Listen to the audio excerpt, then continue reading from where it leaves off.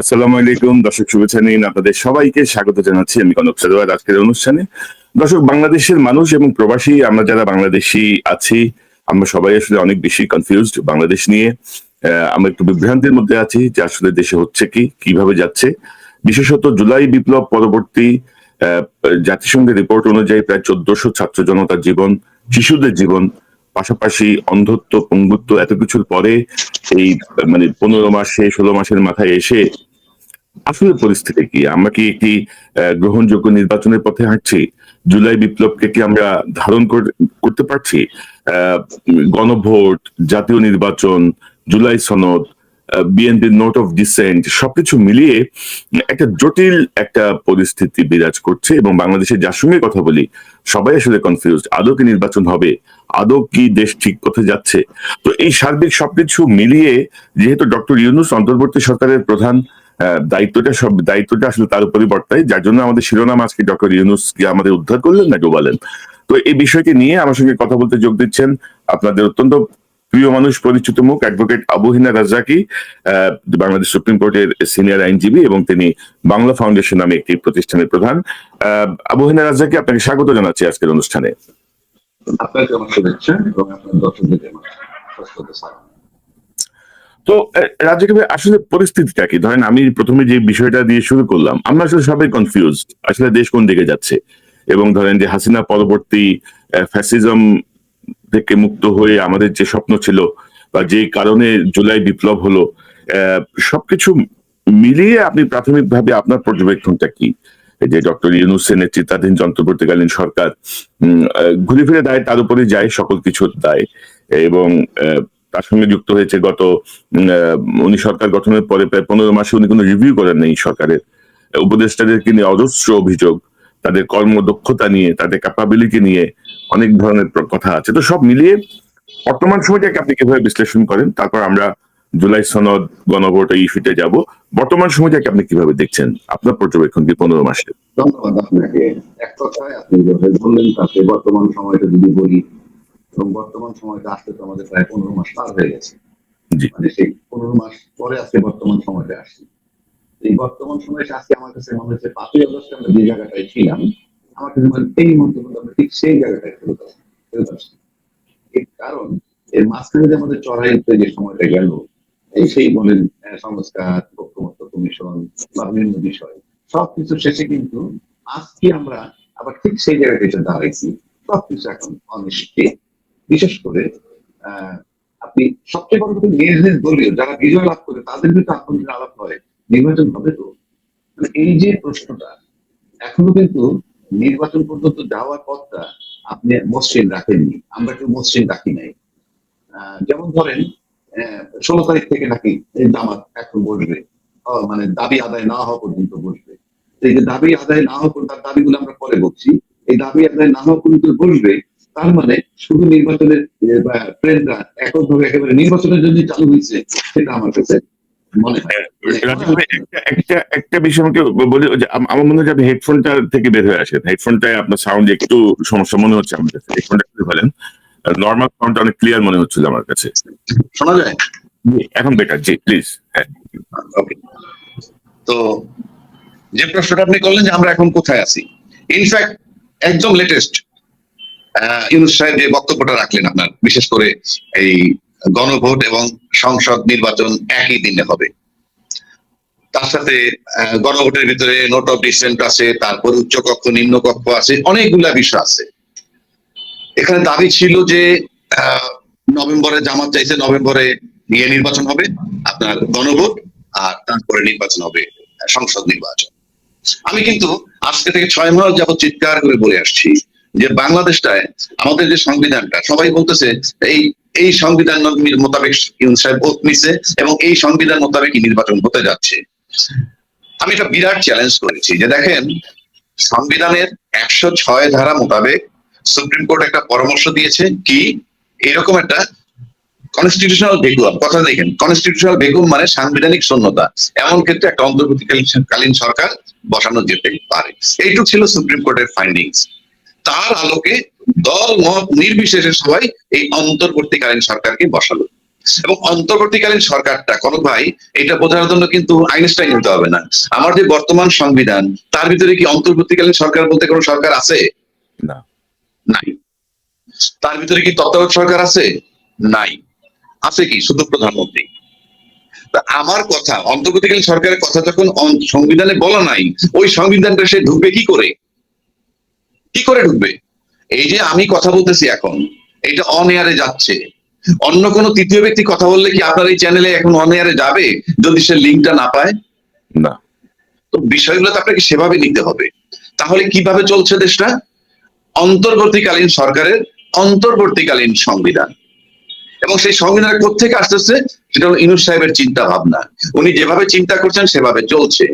আমি তর্কের খাতে বোঝানোর জন্য, দেশবাসীকে বোঝানোর জন্য বলছি, আমার যে বর্তমান এক্সিস্টিং যে সংবিধানটা আছে, সেই সংবিধানে কোথাও বলা আছে যে নির্বাচনের আগে তোমরা সংস্কার কমিটি নিয়ে বসবা, নির্বাচনের আগে ঐক্যমত্য কমিশন গঠন করবা, আপার হাউস, লোয়ার হাউস, এইগুলি কি আমাদের সংবিধানে আছে? নাই। তাহলে আপনি কি আলাপ করলেন এগুলো এতদিন? এক নম্বর। দুই নম্বর, এই সংবিধান, এক্সিস্টিং সংবিধান মোতাবেক বলা আছে সংসদ ভেঙে যাওয়ার পর পরবর্তী 90 দিনের মধ্যে নির্বাচন দিতে হবে। এটা আপনি নিশ্চয়ই জানেন। তারপরে কোনো কারণে যদি 90 দিনের মধ্যে নির্বাচন না হয়, তাহলে আরো 90 দিন পাওয়া যেতে পারে, তাতে 180 দিন, অর্থাৎ সর্বোচ্চ 6 মাস। এই যে ঐক্যমত্য কমিশনের সাথে 7-8 মাস আলাপ করলাম আমরা, দেশের বিজ্ঞ রাজনীতিবিদগণ, তারা কি একবারও ইউনূস সাহেবের কাছে প্রশ্ন করছি, আপনি যে এই সংস্কার নিয়ে বসছেন, সংস্কার নিয়ে কথা বলতেছেন, কিন্তু নির্বাচনে তো বাধ্যবাধকতা আছে সংবিধান মোতাবেক, সেটা আপনি ফলো করছেন না কেন? কেউ কি রেস করছে কিনা আপনার জানা মতে? কেউ তো রেস করেনি। তার মানে কি? ইউনূস সাহেব যেটা বলে সেটাই সংবিধান, এবং তারা মেনে নিছে। দেখেন, আপনি কেউ কিন্তু প্রতিবাদ করেনি। অথচ তর্ক যখন করতে যায় তখনই বলে যে এই সংবিধান মোতাবেক উনি ওত নিছেন, কাজে উনি এই সংবিধান মোতাবেক আছেন। তো এই সংবিধান মোতাবেক থাকলে তাকে বলা হয়েছে 180 দিন পার হওয়ার পর যেদিন খুশি এই দিন নির্বাচন করবেন, এটা সংবিধান বলা আছে। আপনি 26শে ফেব্রুয়ারিতে নির্বাচনটা কিভাবে নিলেন? ইউনূস সাহেব সিদ্ধান্ত দিলেন, আপনারা মেনে নিচ্ছেন। আবার বলে উনি সংবিধান মোতাবেক ওত নিছেন। আমি বললাম না, উনি রাষ্ট্রপতির কাছে ওত নিছেন। কিভাবে? আমি গণপ্রজাতন্ত্রী বাংলাদেশ সরকারের অন্তর্বর্তীকালীন সরকার প্রধান হিসাবে শপথ নিতেছি। প্রধানমন্ত্রী হিসাবে শপথ নেননি। প্রধানমন্ত্রী হিসাবে যদি শপথ নিতে, তাই উনি সংবিধানে ঢুকতেন, যেহেতু ওই সংবিধানে শুধু প্রধানমন্ত্রীর কথা বলা আছে। এরপরে বলছেন আমি সংবিধান সমুন্নত রাখবো। কোনটা? যেই সংবিধান আমার মাথার মধ্যে, এবং সেই মোতাবেক চলছে। কেউ তো বাধা দিতে পারেনি, এবং সবাই মেনে নিছে। এখন দায়িত্বশীল ব্যক্তিরাও বলেন সংবিধানে গণভোট নেই। আমি একমত, সংবিধানে গণভোট নেই। সংবিধান তো মানে বলিনি। জি প্লিজ। হ্যাঁ বলেন। জি। আমি বলছি যে সংবিধানে যেমন গণভোট নেই, একইভাবে সংবিধানে বলা নাই 2026-এর ফেব্রুয়ারিতে আপনি নির্বাচন করবেন। তার মানে কি? টোটাল কান্ট্রি এখন ইউনূস সংবিধানে মোতাবেক মূল সংবিধানের বাইরে থেকে চলছে, এবং এটাই সংবিধান। তা না হলে আপনি নির্বাচন এবং গণভোট একই দিনে দিলেন, এইটা আমার কোন সংবিধান পারমিট করে?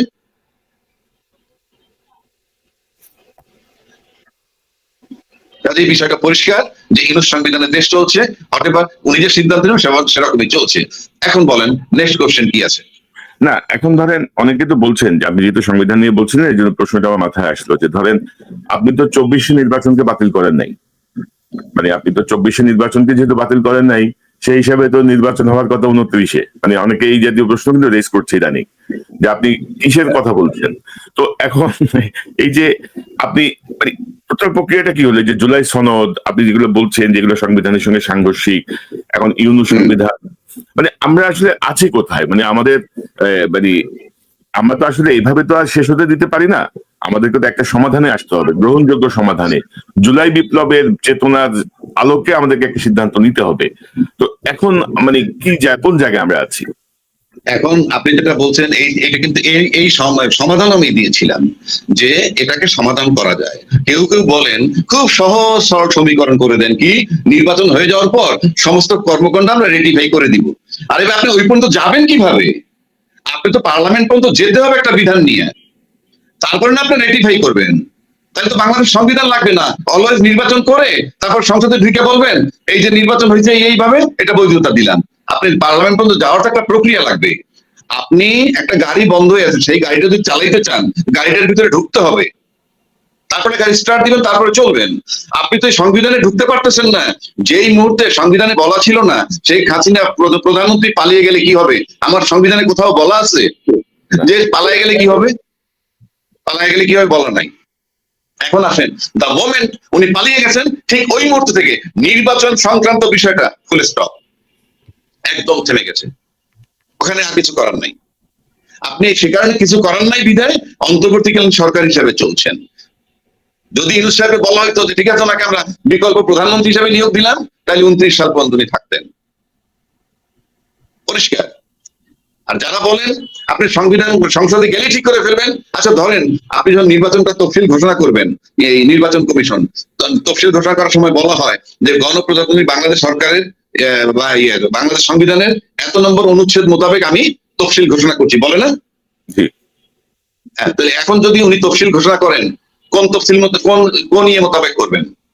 সংবিধানের অনুচ্ছেদ মোতাবেক যদি করতে যান, কিভাবে ঘোষণা করবেন? মেয়াদ তো শেষ হয়ে গেছে বহু আগে। আপনি ফেব্রুয়ারি 2026 নির্বাচন ওই সংবিধান মোতাবেক কিভাবে দিবেন?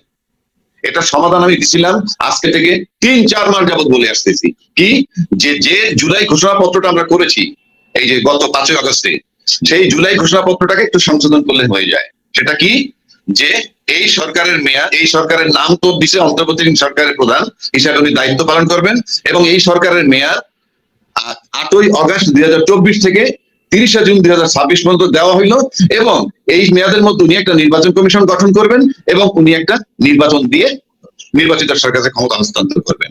এই সংশোধনীটিকে আনলে সেই সংসদ নির্বাচন করে সংসদ পর্যন্ত যাওয়াটা একটা বৈধতা লাভ করে। তারপরে থাকতো আপনার এই গণভোট, এই জুলাই সনদ, এই আপনি তো সেই জায়গাটা রাখেন নাই ভাই। এই গ্যাপটা আপনি কি দিয়ে কভার করবেন? আপনি দেখেন না, এখনো করা যায়, এখনো করা যায়। খালি বলে যে আমরা সংসদে গিয়ে ঠিক করবো। আপনি সংসদে যাচ্ছেন কিভাবে? যাওয়ার প্রক্রিয়াটাই তো অবৈধ। যাওয়ার প্রক্রিয়া অবৈধ, আপনি যেতেই পারতেছেন না। আপনি গায়ের জোরে যাচ্ছেন, একটা গোজামিল দিয়ে যাচ্ছেন। ভাই গোজামিল যদি আপনি দেশে যান, একটা সংসদ যান, আপনি কি করবেন? যেমন বলা হচ্ছে ইউনূস সাহেব কি সাংবিধানিক সরকার না, উনি অবৈধ, কেউ কেউ বলছেন। মানে উনি যেহেতু অবৈধ, ওনার ধাক্কা দিয়ে সারা রাজ্যে কি বসে গেলে সেটা বৈধ হবে? সেটাও তো বৈধ হবে না। ওনাকে দিয়ে তো তাহলে কাজটা বৈধ করে নিতে হবে। এখন আসেন, উনি এই যে গণভোট এবং সংসদ নির্বাচন একই দিলেন, এটার অর্থ কি হয়েছে? এটার ভ্যালু এটা কি আছে? ধরেন এই যে আমাদের ঐকমত্য কমিশন হলো, ঐকমত্য কমিশন বলছে যে তারা দেশের সকল সংবিধান বিশেষজ্ঞ আইনজ্ঞদের সাথে 14-15টা সেশন মিটিং করেছেন, আইনগত দিক, সাংবিধানিক দিক এগুলো জানার জন্য, বোঝার জন্য। তো ঐকমত্য কমিশনের কার্যক্রমকে আপনি আসলে কিভাবে দেখেন? তারপর আমরা গণভোট প্রসঙ্গে যাচ্ছি, গণভোটের জাতীয় নির্বাচন। না, এই যে ঐকমত্য, এখানেই আমার ব্যথার জায়গাটা আমার এখানে। ঐকমত্য কমিশনে যারা বসছেন, ইউনূস সরকার এটার প্রধান, উনি না বসলেও উনি প্রধান। আচ্ছা, আমি নিশ্চিত করে বলে দিচ্ছি যে উনি কোনো রাজনৈতিক ব্যক্তি না, এবং উনি যে চিন্তা ভাবনা করে বসছিলেন, উনি এয়ারপোর্টে বসে বলছিলেন বসার আগে, তোমরা যদি আমার কথা শোনো তাহলে আমি বলবো, আমি যা বলবো শুনতে হবে। আচ্ছা, সেটা বলছিল ছাত্রদের উপস্থিতিতে। তারপরে যখন উনি এসে বসলেন, বসার পর ধারণা ছিলই যে ওয়েস্টার্ন মেন্টালিটি নিয়ে আসছে, পশ্চিমা ব্লকের মতো বসবেন, সবাই বোধহয় সেই দেশের মানুষের মতো বসছেন। বসার পর আমার কাছে মনে হয়েছে হার্ডলি 1.5 মাস বা 2 মাস পার করার পর উনি বুঝে ফেলছেন যে না রে ভাই, এইটা কোশ্চিন কালেও কিছু হবে না, এবং ঐকমত্য কমিশনের কিছুই রেজাল্ট হবে না। আমার ধারণা এটা বুঝে ফেলছেন। অ্যাটলিস্ট বুঝে ফেলার পর উনি আর আলী রিয়াজ এই দুইজন হয়তো পর্দার আড়ালে প্ল্যান করছেন যে আমাদের কিছু টাইম ক্ষেপণ করতে হবে। আমার ধারণা বুঝি, আই মে বি রং। এই টাইমটা আমাদের ক্ষেপণ করতে হবে, কারণ আমরা নর্মালি যেটা মনে করি যে অফকোর্স উনি যে আসছেন এখানে ওনার কিছু এজেন্ডা হয়তো ছিল, আমি জানি না, আমার ধারণা। কারণ একটা মানুষ যখন দায়িত্ব নেন এরকম বয়সে, তখন নিশ্চয়ই তার কিছু হিসাব নিকাশ থাকতে পারে। কি তার হিসাব নিকাশ, এবং সেই হিসাব নিকাশটার জন্য কিছু টাইম দরকার। আমার কাছে মনে হয় প্রথম 2 মাস 1.5-2 মাস পর যখন বুঝলেন ঐকমত্য কিছু হবে না, I am sure and we are sure, তখন আমার কাছে মনে হয় একটা টাইম কিলিং এর পথ বেছে নিছেন। এখন প্রশ্ন হচ্ছে যে তাদের কথা আমি বললাম, তারা এই দেশের কালচার বোঝে না, তারা বাইরে ছিল, এবং তারা এই দেশের রাজনীতি বুঝে না, এনজিও সরকার, এবং উনি ওনার স্বার্থ দেখতেছেন, আমি সব একমত হয়ে গেলাম। কিন্তু আমরা যারা বসছিলাম ওখানে, রাজনৈতিক পার্টটা, রাজনৈতিক দলের যে অংশটা, তারা যদি না বোঝেন যে ওনারা টাইম ক্ষেপণ করতেছেন, কিংবা সময়ের ব্যবধান হিসেবে বলছেন ওনারা প্রতারিত করলেন, সেটা তখন বুঝলেন না যে ওনারা প্রতারিত করতে পারেন, এটা কি রাজনৈতিক অদক্ষতা নয়? আপনি যদি আপনার রাজনৈতিক প্রজ্ঞা বা মেচুরিটি দেখাইতে পারতেন, তাইলে তো ইউনূস সাহেব এতটুকু যেতে পারতো না। এবং ইউনূস সাহেব যে এইটুকু যেতে পারলো, তাতে আমার কাছে টু সাম এক্সটেন্ট মনে হয় আমার দেশের রাজনীতিবিদরা তাকে গত 2 বছর মানে 6 মাসের মধ্যে যে রাজনৈতিক শিক্ষাটা দিচ্ছেন, তার থেকে কিন্তু আজকে 15 মাস পার করছেন এবং ফেব্রুয়ারি পর্যন্ত যাবেন। অর্থাৎ ওনাকে রাজনীতিবিদ বানানো হয়েছে। কেন বললাম, আমাদের দেশে যে পরীক্ষিত যে রাজনৈতিক দল দুটো, অতীতের যে 2টা বা 3টার কথা যদি আমি বলি, তারা প্রত্যেকেই যেভাবেই যা ক্ষমতায় যাওয়ার পর প্রশাসনকে কিন্তু যে যার মতো করে ব্যবহার করে আপনি প্রশাসনিক প্রেসার দিয়ে এই দেশে তারা টিকে রয়েছে। কিন্তু ব্যতিক্রম ইউনূস সাহেব 2 বছর টিকে থাকলেন, তার সাথে না ছিল পলিটিশিয়ানদের কোঅপারেশন, না ছিল প্রশাসনিক কোঅপারেশন। তারপরে কিন্তু তিনি আজকে 15-16 মাস যাবত সার্ভাইভ করছেন। তার মানে রাজনীতি বোঝাটা একটা বিশাল ব্যাপার। রাজনীতি করে সার্ভাইভ করা আর ক্ষমতায় গিয়ে প্রশাসন দিয়ে রাজনীতি করা কিন্তু এক নয়। আমরা কিন্তু যত কথাই বলি, বিগত 16 বছরের যে সরকারটা ছিল, কোনো রাজনীতিবিদ ছিলেন না, ক্ষমতায় বসে প্রশাসন দিয়ে টর্চার করে উনি ক্ষমতায় ছিলেন। অর্থাৎ প্রশাসনের 14-15 লক্ষ লোক ছিল ওই সরকারের জনগণ, আর তিনি ছিলেন সরকার। অর্থাৎ ওই সরকারটাকে যদি আপনি টানেন, 16 বছরের সরকারটা, সে ছিল বাংলাদেশের 16 লক্ষ লোক ছিল বাংলাদেশের জন্য ইসরায়েল, আর বাকি 18 কোটি লোক ছিল ফিলিস্তিন। এবং সেই কায়দায় দীর্ঘ 16 বছর রাজত্ব করে গেছেন। এবং আমরা রাজনৈতিক দল যারা ক্ষমতায় ছিল, তারা নো ডাউট অ্যাবাউট ইট, প্রত্যেকটা রাজনৈতিক দলই জনগণের উপরে প্রশাসনিক বিচারিক টর্চার করেছেন। ব্যতিক্রম সেক্ষেত্রে ইউনূস সাহেব, উনি প্রশাসনিক এবং বিচারিক টর্চার করছেন কিনা আমার মনে হয় না। তো আপনি 2 বছর জি, তো এখন প্রশাসনিক এবং বিচারিক টর্চার করছেন কিনা এই বিষয়টা নিয়ে যাওয়ার আগে আমি আপনাকে বলবো যে হাসিনা যাদেরকে ব্যবহার করে জনগণকে দমন করেছে, বা আপনি যাদেরকে বললেন যে 16 লক্ষ মানুষ হচ্ছে হাসিনার রাষ্ট্র, তো তাদের অধিকাংশই এখনো বহাল। সেনা বলেন, পুলিশ বলেন, প্রশাসন বলেন, মিডিয়া বলেন, কোন জায়গাটা থেকে আসলে আমরা একটা বিপ্লব পরবর্তী যে ভূমিকা মানে সরানো বা ক্লিন করা, সেটা আমরা করতে পারিনি। তো এরকম এরকম প্রেক্ষাপটে গণভোটের প্রসঙ্গ আসছে, জাতীয় নির্বাচনের প্রসঙ্গ আসছে, তো আমরা কি আরেকটা বিপদের দিকে যাচ্ছি? মানে আমরা এখন করণীয় কি মনে করেন আপনি? আমার ব্যক্তিগতভাবে যদি আপনি আমাকে বলেন যে একটা দেশ 16 বছর যাবত টর্চার করেছে, 16 বছর যাবত টর্চার করার পর যখন তারা চলে গেল, মানুষ চলে যেতে বাধ্য করা হইলো, তারপরে যে সরকারটা ক্ষমতা আসলো, আসার পর কিন্তু সবাই দাবি করছে দল মত নির্বিশেষে সবাই তাকে তাড়িয়েছে। দল মত নির্বিশেষে সবাই 12 বছর 14 বছর যাবত আন্দোলন করেছে। যদি তাই হয়ে থাকে, তাহলে তো এই জুলাই সনদ নিয়ে এত বাকবিতণ্ড হওয়ার কিছুই থাকার কথা নয়। এটা আমার ব্যক্তিগত প্রশ্ন, যে সবাই যখন আমরা মিললাম, সবাই যখন জুলাই আন্দোলন শরিক হইলাম, তখন সেই কাজটা মানে আইনি স্বীকৃতি দিতে আমাদের কেন দ্বিধাদ্বন্দ্ব? এটা গেল 1 নম্বর প্রশ্ন। আর 2 নম্বর প্রশ্ন হইলো যে এই জুলাই মানে এই যে আন্দোলনের দাবিদার আমরা সবাই, সেক্ষেত্রে কনক ভাই আমি একটা কথা বলি আপনাকে, যে আজকে যারা তারাইছে, তারা হয় সকলের ভিতরে একটা বন্ধুত্ব হবে, অর্থাৎ আমরা সবাই বন্ধু, মানে দল মতের সব রাজনৈতিক দলগুলোর কিন্তু বন্ধুত্ব, কিন্তু আমরা কি সেটা পাচ্ছি? এক এক রাজনৈতিক দল কিন্তু এক এক মেরুতে চলে গেছেন। তাহলে ঐক্যমত্য কোথায় ছিল? আন্দোলনটা কোথায় ছিল? 1 নম্বর। 2 নম্বর হলো, আমরা সাধারণত দেখি আইনি দৃষ্টিকোণ থেকে দেখলে, আপনি কল্পনা করেন এই মুহূর্তে কল্পনা করেন কালকে সকালে ঘুম থেকে উঠে দেখলেন শেখ হাসিনা প্রধানমন্ত্রী, তাহলে আপনি বলেন তো শেখ হাসিনাকে অপসারণ করছে যে সমস্ত রাজনৈতিক দল বা ছাত্ররা যারা ইনভলভ, তার ভিতরে শেখ হাসিনা কাদেরকে দায়ী করবে বলে আপনার কাছে মনে হয়? ছাত্রদেরকে দায়ী করবে। এই যে আপনি প্রশ্নটা করলেন যে ছাত্রদেরকে দায়ী করবে, তার মানে এই যে ভিকটিম হাসিনা যেহেতু এখনো সার্ভাইভ করতেছে, একমাত্র ভিকটিমই বলতে পারে তাকে তাড়াইছে কে।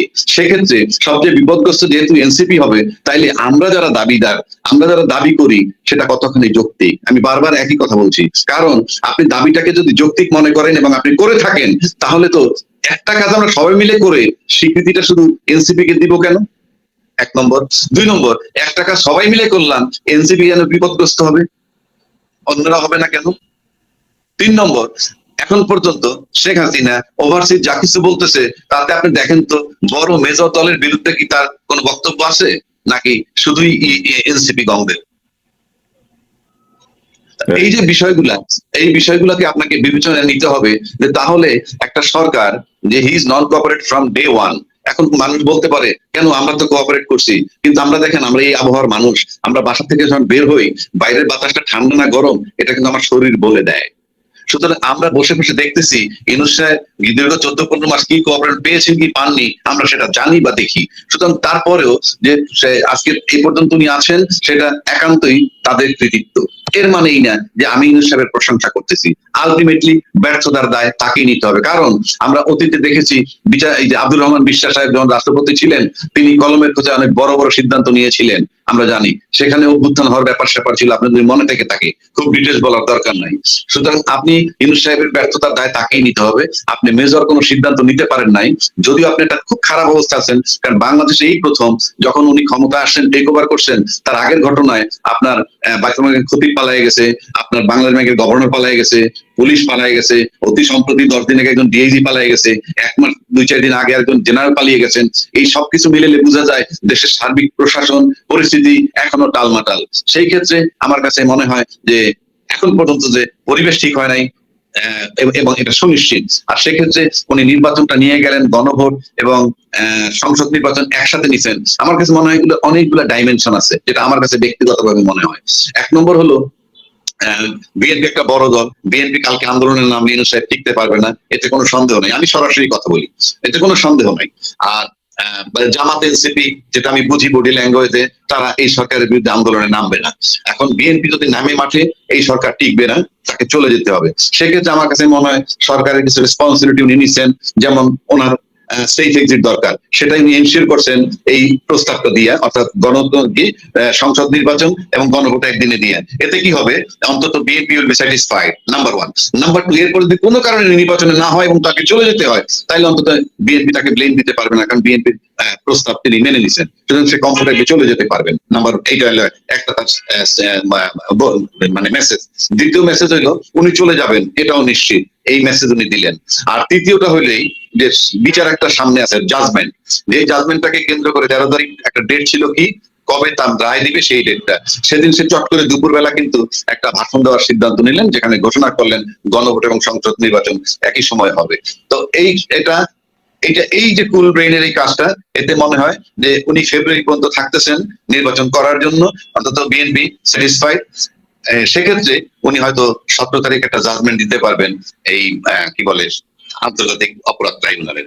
যে জাজমেন্টটা কারা প্রত্যাশা করে না সেটাও আমরা বুঝি, কারা প্রত্যাশা করে সেটাও আমরা বুঝি। সুতরাং প্রত্যাশা যারা করতেছে তাদের সংখ্যাই বেশি আমি মনে করি দেশের স্বার্থে, আর যারা প্রত্যাশা করেন না তাদের কথা আমি জানি না।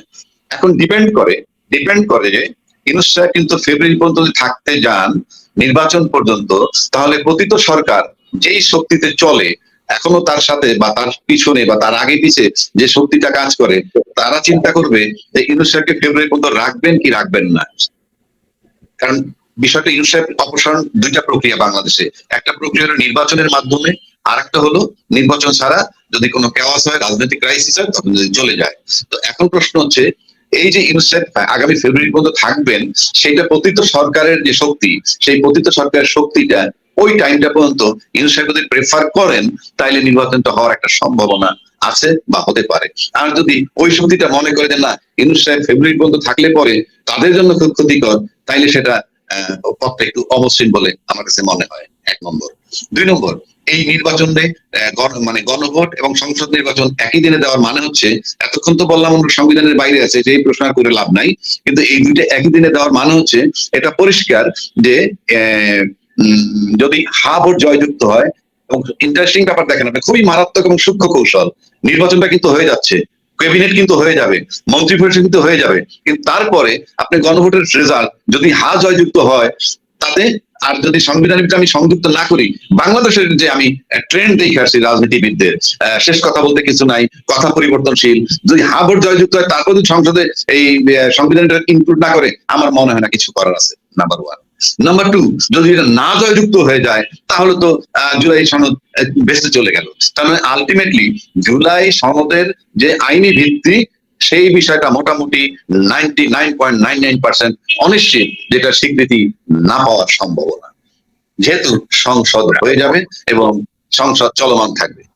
ওইটা আমরা দেখছি যে 180 দিনের মধ্যে এই করতে হবে, নাইলে ওইটা হবে, নাইলে এটা হবে। অর্থাৎ যেটা আমি প্রথমে বলছিলাম যে এত বিশেষজ্ঞ কমিটির সঙ্গে যে ঐকমত্য কমিশন বসলো, মানে তাদের মাথায় কি বিষয়গুলো আসে নাই, তারা কি বিষয়গুলো বোঝেই নাই, বা ঐকমত্য কমিশন কাদেরকে ডাকলো, কাদের সঙ্গে কথা বললো? এটাও কিন্তু একটা বড় প্রশ্ন। এই তো সেটাই, ঐক্যমত্য কমিশন যাদেরকে ডাকছেন তারা যদি ফ্রম ডে ওয়ান, আমি একটা কথা বলি আপনাকে, কারণ এটা ফেব্রুয়ারি থেকে বসছে আর আগস্টের 5ই আগস্ট 2024 অভ্যুত্থান হয়েছে।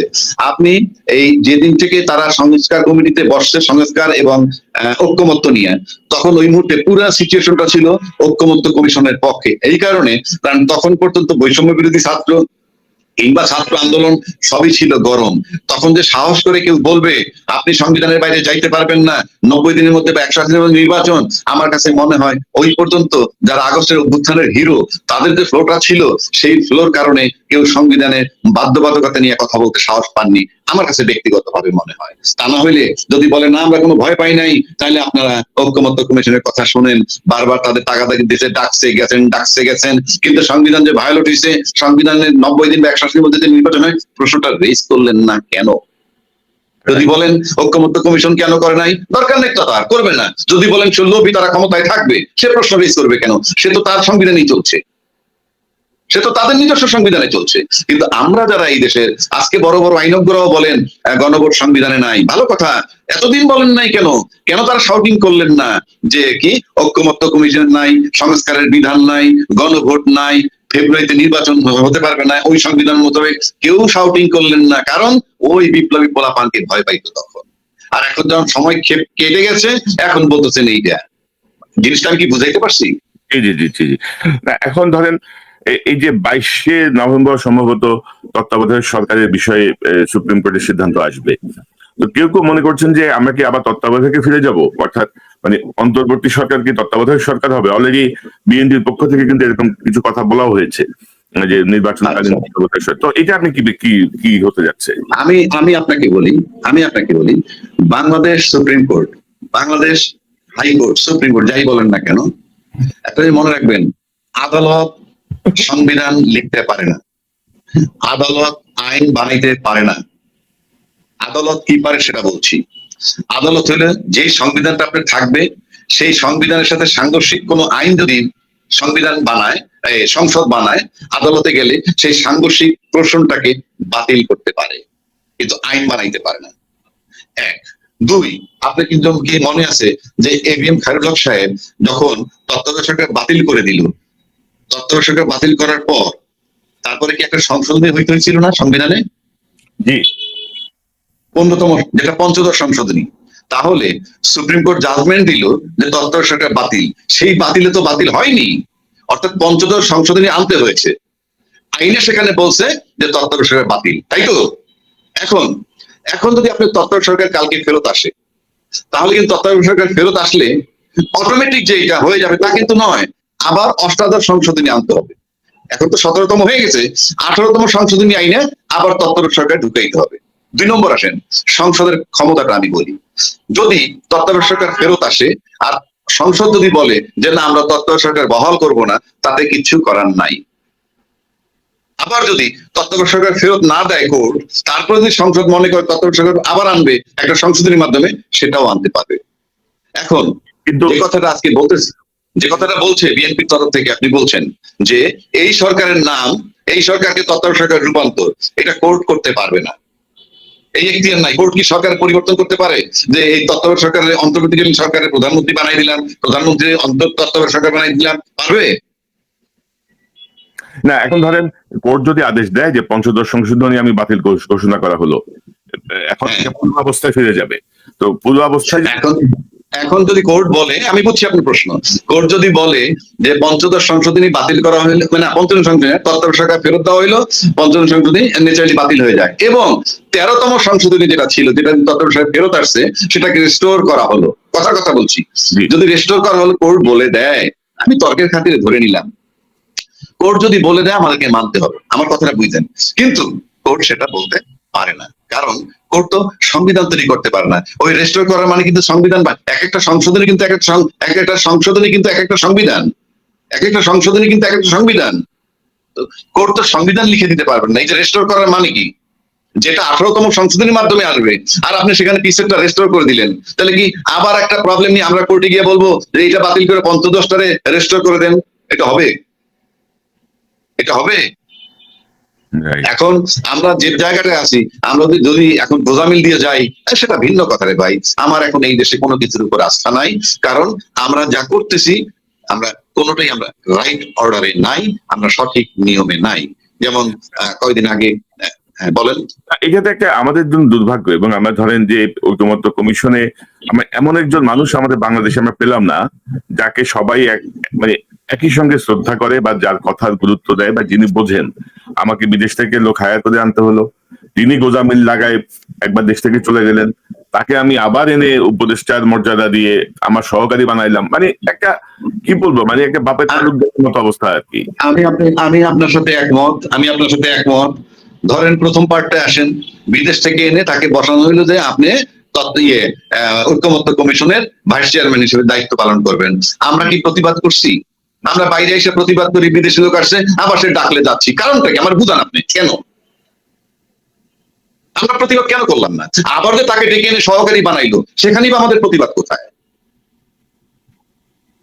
তার মানে আমরা আলটিমেটলি কি চাই জানেন? I am telling you, we don't believe in politics, rather we believe in taking over the power.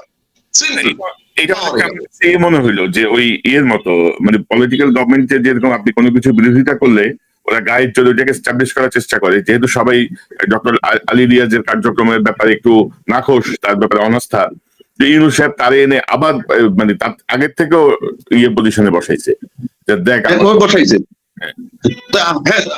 Yunus সাহেব ক্ষমতা দেখাইলো, আমি মানলাম, বসাইলো। আমরা প্রতিবাদ করি না কেন এখনো বলেন?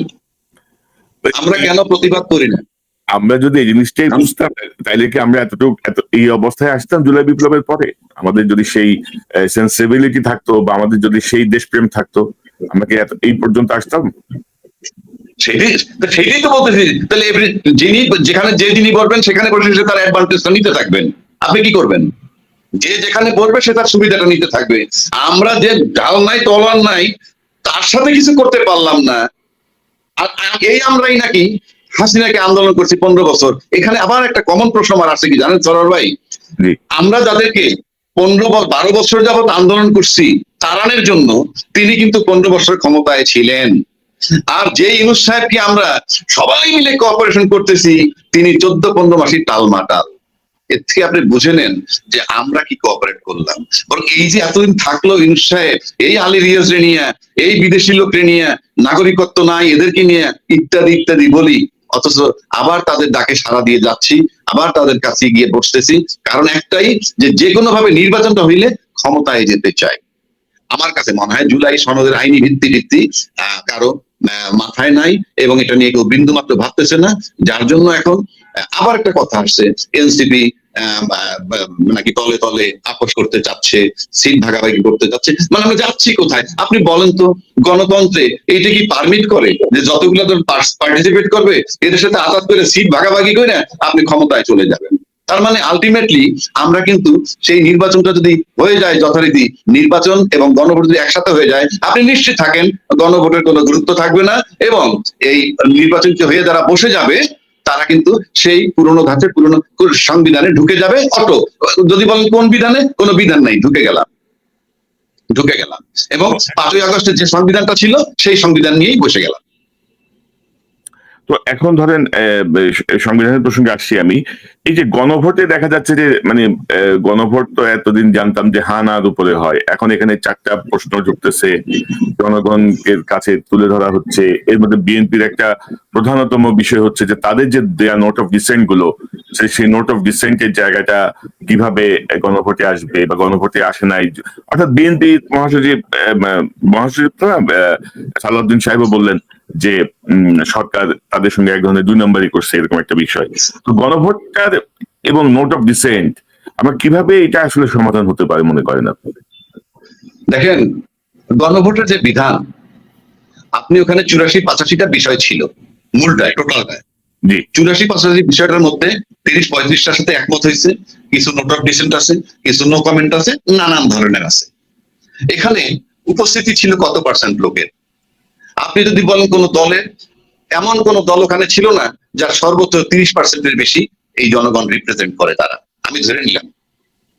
তো 30% যদি সবচেয়ে বড় দল রিপ্রেজেন্ট করে থাকেন, তারপরে মেজো দল যেটা ছিল সে হার্ডলি অন্যান্য মেজো দলের সাথে যারা সম্পৃক্ত ইসলামী দল সবাই মিলে হার্ডলি 10% লোক রিপ্রেজেন্ট করেন, তাইলে হলো 40%। জি বাকি 60% এর ভিতরে ধরে নিলাম 25% ধরে নিলাম তর্কের খাতিরে 20-25% হলো আওয়ামী লীগ জাতীয় পার্টি। তাহলে 40 আর 20 60-65% গেল। বাকি যে 35% অ্যাবসলিউটলি তারা রাজনীতির সাথে সম্পৃক্ত না, ফ্লোটিং ভোটার যারা বা ফ্লোটিং জনগণ, তাদের গণভোটে তো তারাও ভোট দিবে। যখনই আপনি গণভোটে পাঠাবেন, পরিষ্কার পাঠাইতে হবে জুলাই সনদের আইনি স্বীকৃতি বা এই যে সংস্কার 2025 চাও কি চাও না, হ্যাঁ বা না। ওখানে নোট অফ ডিসেন্ট ফিসেন্ট এত কিছু নিয়ে যাওয়ার কোনো বিধান নাই, পরিষ্কার গণভোটের নিয়ম। গণভোট কি 5 পাতা আপনি লিখে দেন তারপর সবাই পড়বে আর গণভোট দিবে? এটা হ্যাঁ বা না দিবেন। জুলাই সনদের আইনি স্বীকৃতি, সংবিধান সংস্কার 2025 চাও কি চাও না, হ্যাঁ বা না, শেষ। সেখানে আপনি এটাকে জটিল করলেন পরিষ্কার। এটা ইউনূস সাহেব আমার কাছে মনে হয় যে উনি বুঝেন কি, যে এই সংসদ হয়ে যাওয়ার পর এগুলা কিছু হবে না, এগুলো কিছুই হবে না, উনি জানেন। এবং আরো একটা ইন্টারেস্টিং ব্যাপার, যদি সবাই না বোধক দিয়ে দেয় তাহলে তো গেল গিয়ে জুলাই সনদ বেসতে গেল, পরিষ্কার তো জিনিসগুলা। অর্থাৎ জুলাই সনদ এখন কোনো সাবজেক্ট না, ক্ষমতায় যাওয়ার হলো সাবজেক্ট, এবং ইউনূস সাহেব আসতে চলে যাবে, পরিষ্কার। উনি কি আসলে আসতে যেতে পারবেন? আপনি মনে করেন সিচুয়েশন ঠিক ওরকম? ওনাকে কি মানে উনি কি চলে যেতে পারবেন কি? এটা কি এত উনি চলে যেতে পারবেন, আমার ব্যক্তিগত ধারণা উনি চলে যেতে পারবেন। কেন পারবেন সেটা বলি। ইউনূস সাহেব নির্বাচন দিয়ে চলে গেলে যেটা হবে, নির্বাচনে সরোয়ার ভাই ক্ষমতায় যাবে, নির্বাচন হইলে মনে করেন ফর এক্সাম্পল সরোয়ার ভাই ক্ষমতায় যাবেন বা রাজ্যে গিয়ে ক্ষমতায় যাবে নির্বাচন হইলে, আর নির্বাচন হওয়ার মানে ইউনূস সাহেব তো চলেই যাবেন নির্বাচিত লোকের কাছে ক্ষমতা দিয়ে। কিন্তু নির্বাচন ছাড়া যদি ইউনূস সাহেব চলে যায় তাহলে কিন্তু আপনারা আমার ক্ষমতায় যাওয়া হলো না, আপনারা আমার তার ক্ষমতায় যাওয়া হলো না। তো সেক্ষেত্রে যারা চিন্তা করে যে নির্বাচন হইলে পরে তারা ক্ষমতায় যাবে, শুধু তারা যেভাবে ছলে বলে কৌশলে ইউনূস সাহেব কিভাবে রাখবে, রাইখা নির্বাচনটাকে ক্ষমতায় চলে যাবে, তারপর ইউনূস সাহেব জাহান্নামে যাবে। আর প্রতিটা শক্তি যেটা আমি বললাম, তারা যদি মনে করে ইউনূস সাহেবের ফেব্রুয়ারি পর্যন্ত থাকাটা তাদের জন্য খুব খারাপ, তাদের জন্য গ্রহণযোগ্য না, কোনোভাবে অ্যাকসেপ্টেবল না, এই 3 মাসও তারা সহ্য করতে পারবে না, তাইলে পরে নির্বাচনটা অনিশ্চিত হতে পারে, যে কোনো ক্রাইসিস হয়ে যেতে পারে যে কোনো সময়। এবং ওই শক্তি, যে শক্তি ইউনূস সাহেবকে সরাইতে চায়, সেই শক্তি যদি কোন রকম একটা সিচুয়েশন ইউনূস সাহেবকে সরাইতে পারে, তারপরে দেশে নির্বাচন হইলো কি হইলো না, কবে হবে কি হবে না, আই এম শিওর তারা মাথা ঘামাবে না। তাহলে এখন এবং করণীয় কি? করণীয় কি ভাই? এখন আমি একটা সাধারণ লোক, আমি কি বলবো? করণীয় কি তো আমার কাছে কেউ চায় না। আপনার পর্যবেক্ষণ একটু শুনি আমরা। ধরেন আপনার কথা আপনি বলছিলেন যে ইউনূস সংবিধান দেশ চলছে, জুলাই সনদ, গণভোট আগে না জাতীয় নির্বাচন পরে নাকি দুইটা একসাথে, এই যে ধরেন আমরা যে একটা কি বলবো এটা ঘূর্ণাবর্তের মধ্যে পড়ছি আমরা আসলে বের হয়ে আসবো কিভাবে ইউনূস সংবিধান থেকে? মানে আসলে এখন করণীয় কি? ধরেন আপনি মনে করলেন যে করণীয়টা ছিল আমাদের একটাই, হ্যাঁ বলেন।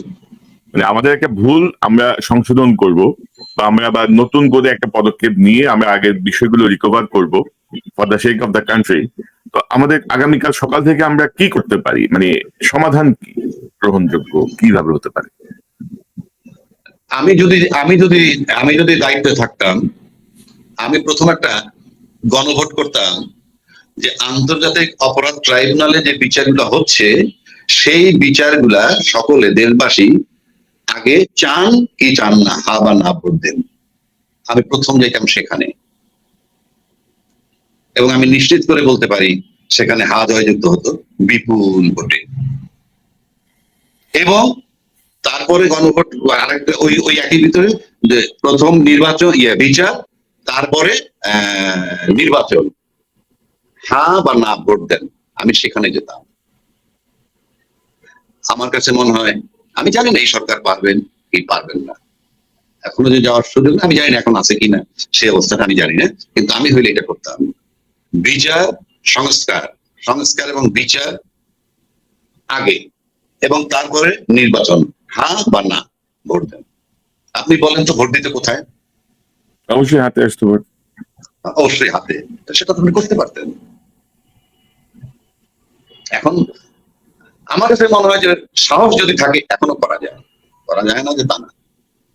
আর এখনো অনেক হাতের, আমরা কি বলি, হাতের পাঁচ আছে না, শেষ সম্বল যেটাকে বলে, এরকম আছে না, হাতের পাঁচ অনেক কিছু থাকে, সেটাও আছে, নাইটে তা না, কিন্তু সব কথা তো আর বলা যাচ্ছে না।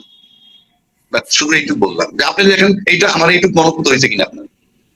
না, অবশ্যই অবশ্যই মনোভূত হয়েছে, কারণ ধরেন যে সকল কিছুর উপরে হচ্ছে বাংলাদেশের গণভোট, গণভোট, মানে জনগণের মতামত, জনগণের, আমরা যে বলছি বারবার, ধরেন ইউনূস সাহেবের কথায় আপনি দেখবেন হচ্ছে উনি যখন কথা বলেন, উনি মোটিভেশনাল স্পিকারের মতো উনি কথা বলেন সবসময়, এবং ওনার এই জাতির উদ্দেশ্যে ভাষণও দেখবেন অভূতপূর্ব, অসাধারণ, মানে নানা রকমের শব্দের ব্যবহার, এবং ফলাফল কিন্তু আমরা ওইরকম কিছু পাচ্ছি না। কিন্তু আমরা গত 15 মাসে ওনার উপর যে নির্ভরশীলতা ছিল আমাদের, সেই নির্ভরশীলতার উনি কি বলবো, যথাযথ ব্যবহার করতে পারছেন বলে আমি মনে করি না, এবং অধিকাংশই আমি যাদের সঙ্গে কথা বলি বা বুঝি তারাই সেটা মনে করেন। তো এখন আসলে মানে এই যে জটিলতা, এই জটিলতা ওনার এই উপদেষ্টা পরিষদে এই জটিলতার সমাধান সম্ভব কিনা আমাদের, আমি আমি আমি ঠিক জানি না ওনার এই উপদেষ্টা পরিষদ দিয়ে সম্ভব কিনা, 1 নম্বর। 2 নম্বর, যে কথাটা আমি বললাম যে সংস্কার, বিচার এবং তারপরে নির্বাচন, হ্যাঁ বা না, এটা এখন উনি করতে পারবেন বলে আমার কাছে মনে হয় না। বিকজ এটা ঘোষণা করার সাথে সাথে ফলোইং ডেতে মাঠে নেমে যাবে এবং ওনাকে চলে যেতে হবে, কোনো সন্দেহ নেই। এবং সবচেয়ে বড় দল বিএনপি মাঠে নামে ইউনূস সাহেব টিকতে পারবেন না,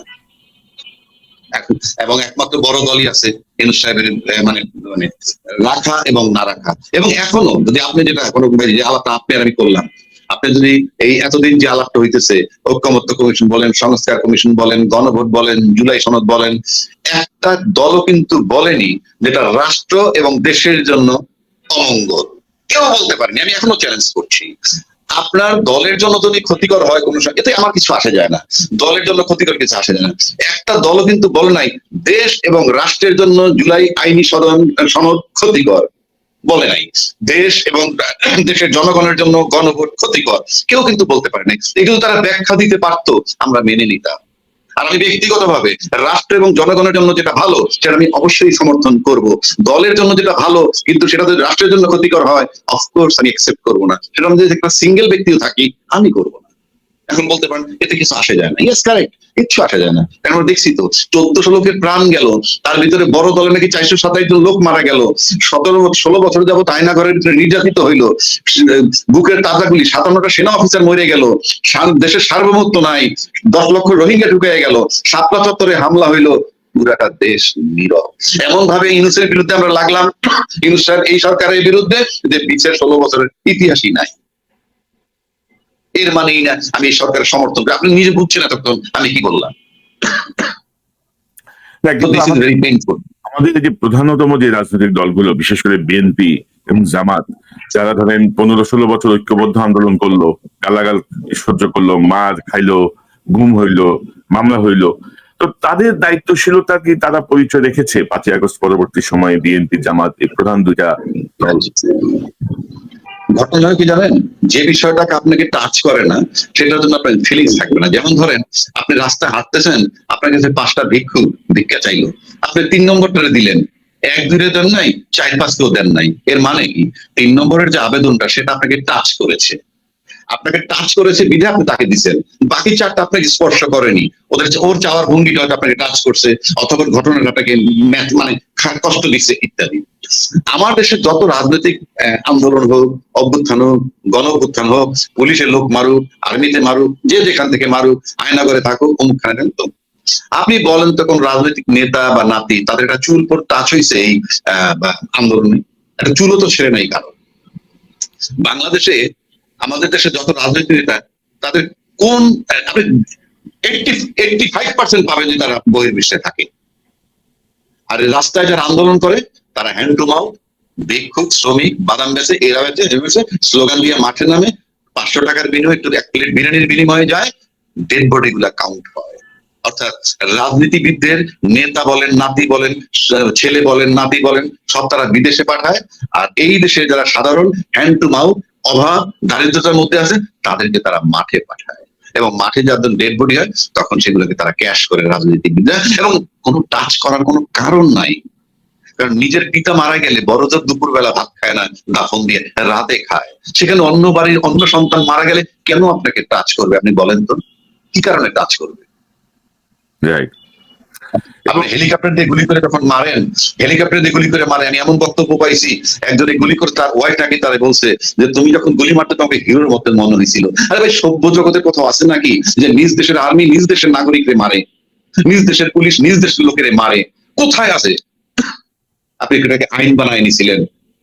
আপনি এটা সবাই, র্যাব সৃষ্টি করছে কারা? র্যাব তো সবসময় লোক মারছে, যখন যে ক্ষমতায় ছিল তখন লোক মারছে। আপনি একটা রাষ্ট্র বানান কিভাবে? এরকম একটা বাহিনী ক্রস ফায়ার দিবেন, গুলি করে মেরে ফেলবেন। আজও যদি আওয়ামী লীগ ক্ষমতায় থাকতো 29 সাল পর্যন্ত খালি জঙ্গি দমনই হইতো। এখন জঙ্গি কোথায়? এখন জঙ্গি কোথায়? এই যে নাটক 24 আওয়ার্স ডেড বডি যদি আপনার রাজনীতির সূত্র হয়, ব্লাড যদি আপনার রাজনীতিতে টিকে থাকার ইয়ে হয়, আমি এখন পর্যন্ত গ্যারান্টি আবারও রক্তের খেলা হবে। যে ক্ষমতায় নির্বাচনের মাধ্যমে আসলেও রক্তের বন্যা বলবে।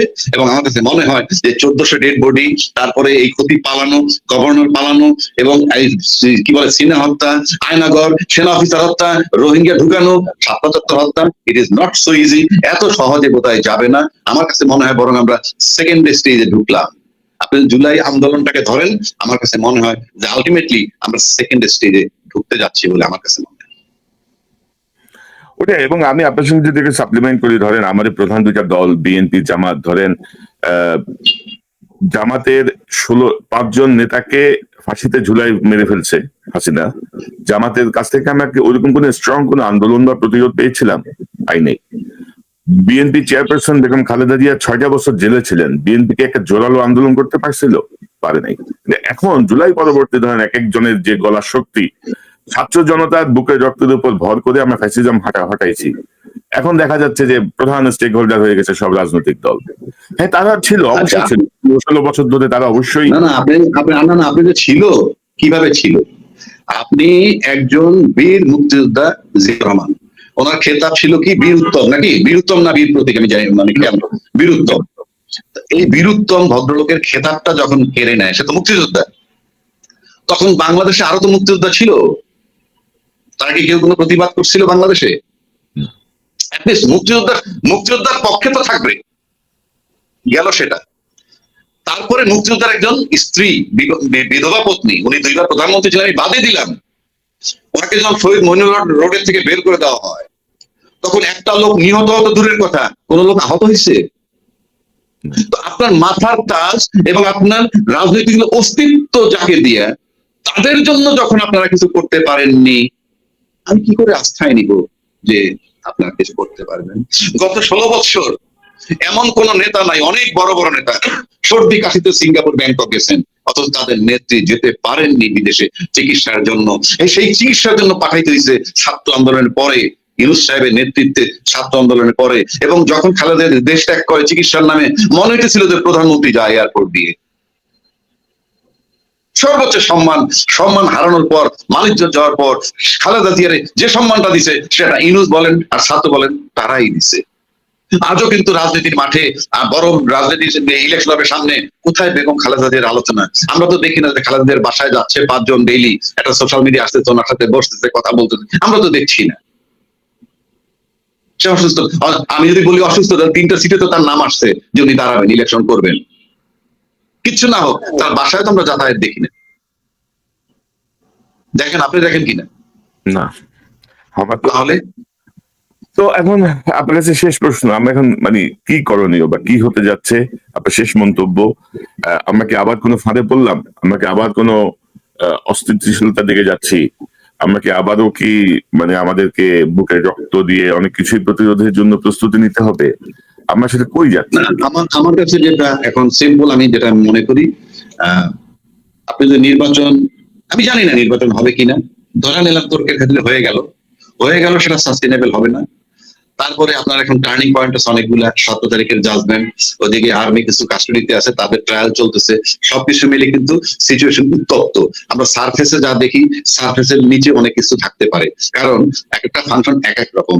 আমরা কাগজে কলমে নির্বাচন নিয়ে, গণভোট নিয়ে দৌড়াচ্ছি, ইনফ্যাক্ট অন্য জায়গায় কি হচ্ছে আমরা জানি না। তবে আমি ব্যক্তিগতভাবে আমার কাছে একই কথা মনে হয় যে আমাদের যে বিজয়টা হয়েছে সেই বিজয়টা হইলো হাসিনার মতো একটা ফেসিজম বা ফেসিস্ট শক্তিকে পরাজিত করছে এই দেশের মানুষ, সেটা একটা প্রথম বিজয়। দ্বিতীয় সুসংবাদ হইলো যে বাংলাদেশে আর যাই হোক সে মানে ওই ওনার মতো একজন ব্যক্তি বাংলাদেশে আর আসবেন না, এটা দ্বিতীয় সুখবর। আর তৃতীয় সুখবর হলো দেশটা হয়তো একটা জায়গায় গিয়ে আলটিমেটলি দাঁড়াবে এবং সেই স্টেজে আমরা ঢুকতে যাচ্ছি বলে মনে হয়। যে অ্যাডভোকেট আবু হেনা রাজ্জাককে আপনাকে ধন্যবাদ। আসলে ধরেন এত জটিল বিষয় যে এই আলোচনা এটার কোনো সমাধান দেয়া বা এটা বের করা খুবই কঠিন। এখন কিছুটা ভাগ্যের উপর ছেড়ে দিতে হবে, জনগণের উইলের উপর ছেড়ে দিতে হবে কোন দিকে যায়। না আমি আপনার সাথে একমত। আমার ব্যথার জায়গা একটাই, আমি আবারও রিপিট করে যাচ্ছি যে আমি যদি থাকতাম তাহলে আমি বলতাম সংস্কার, বিচার, তারপরে নির্বাচন, হ্যাঁ বা না বলুন, আমি এই গণভোট করে ফেলতাম। ওইটাই আমরা তো ইউনূস সাহেবের উপর আস্থা রেখে এখন অনেকেই মনে করেন যে আমরা একটা আসলে অনেক ভুল সিদ্ধান্ত নিয়েছি।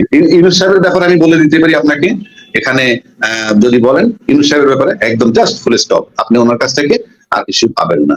যদি আশা করেন সেটা বোকামি। যেমন আপনি যদি একটা নায়িকার দিয়ে ছবি বানাইতে চান এবং আপনি পরিচালক হন, আপনি শুটিং করাচ্ছেন, আপনি 2 মাস 3 মাস শুটিং করাইছেন, এই 2 মাস 3 মাস পরে বলতেন না আরো চাই 4 মাস পরে আপনাকে ফুল স্টপ দিতে হবে, হয় তাকে দিয়ে ছবি করবেন নয়তো নতুন নায়িকা বানাবেন, এর ইন বিটুইন কিছু নাই।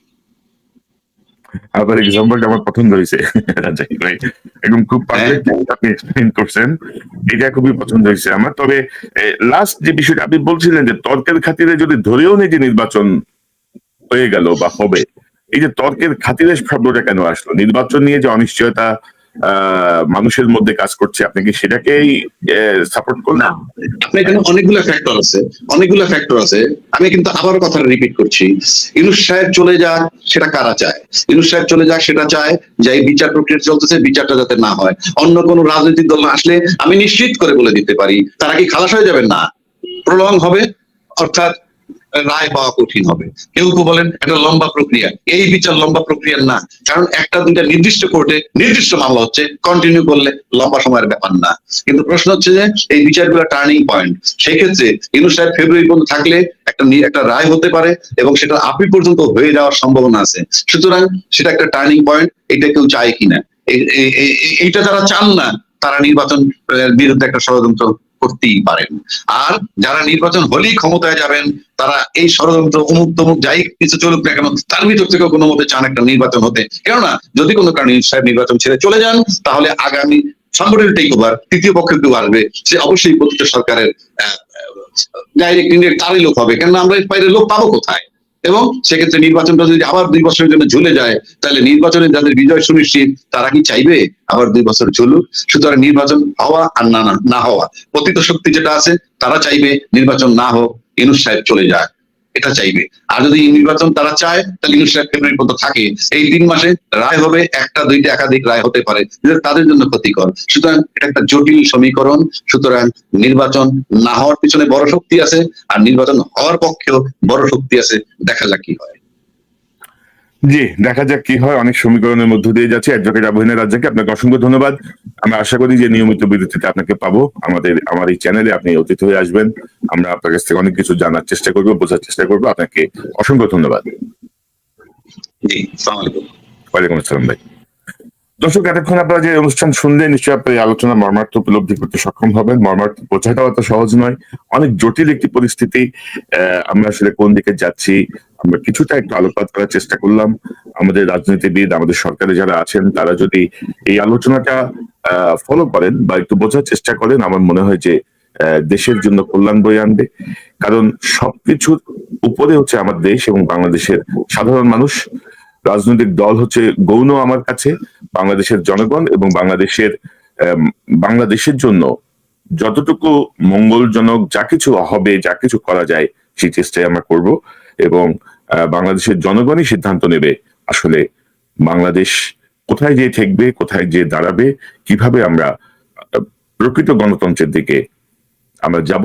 এবং অবশ্যই সেটি জুলাই বিপ্লবের চেতনাকে ধারণ করে, এই জাস্ট ইমিডিয়েট পাস যে বিপ্লব, সেই বিপ্লব যেভাবে চেয়েছিল